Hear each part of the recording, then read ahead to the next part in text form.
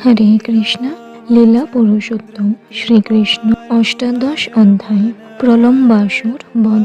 সেই সর্বগ্রাসী দাবানল নির্বাপন করে কৃষ্ণ তার আত্মীয় স্বজন, বন্ধু বান্ধব, গাভী, গোবৎস পরিবৃত হয়ে এবং তাদের শ্রীমুখে তার যশকীর্তন শুনতে শুনতে গাভী পরিপূর্ণ বৃন্দাবনে প্রবেশ করলেন।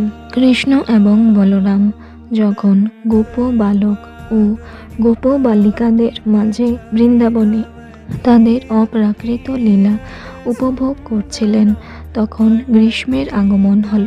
ভারতবর্ষে এই গ্রীষ্মকাল তত সুখদায়ক নয়, কেননা এই সময় প্রচণ্ড গরম পড়ে। কিন্তু বৃন্দাবনে সকলেই অত্যন্ত আনন্দিত ছিলেন, কারণ কৃষ্ণ এবং বলরাম সেখানে থাকার ফলে গ্রীষ্মকে তখন ঠিক বসন্তের মতো সুখদায়ক বলে মনে হয়েছিল।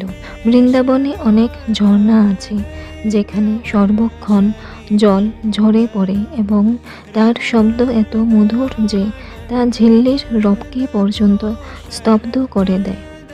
সেখানে সব সময় জল বয়ে যাওয়ার ফলে সেখানকার বনগুলি ঘন সবুজ এবং অত্যন্ত মনোরম।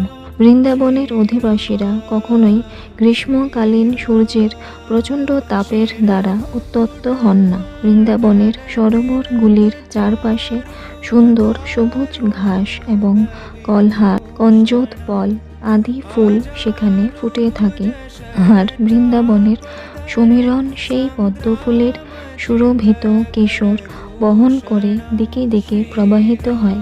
যমুনা, সরোবর এবং ঝর্ণাগুলির জলকণা যখন ব্রজবাসীদের অঙ্গ স্পর্শ করে, তখন তারা এক স্নিগ্ধ প্রশান্তি অনুভব করেন। তাই গ্রীষ্মে তারা কোনো রকম ক্লেশদায়ক তাপ অনুভব করতেন না। বৃন্দাবনের সৌন্দর্য অতুলনীয়। সেখানে সব সময় ফুল ফুটে থাকে এবং নানা রকম সুন্দর হরিণ সেখানে সব সময় ঘুরে বেড়ায়। পাখিরা কূজন করে, ময়ূরেরা কেকাধ্বনি সহকারে নৃত্য করে, আর ভ্রমরেরা গুনগুন সুরে গান গায়, আর কোকিলেরা পঞ্চম সুরে কুহু রবে চারিদিক মুখরিত করে তোলে। সমস্ত আনন্দের উৎস কৃষ্ণ তার জ্যৈষ্ঠ ভ্রাতা বলরামের সঙ্গে সমস্ত গোপ বালক এবং গাভী পরিবৃত হয়ে বাঁশি বাজাতে বাজাতে বৃন্দাবনের বনে প্রবেশ করলেন। সেখানে তারা বনফুলের মালা, ময়ূর পুচ্ছ, প্রবাল এবং গৈরিকাদি ধাতুর দ্বারা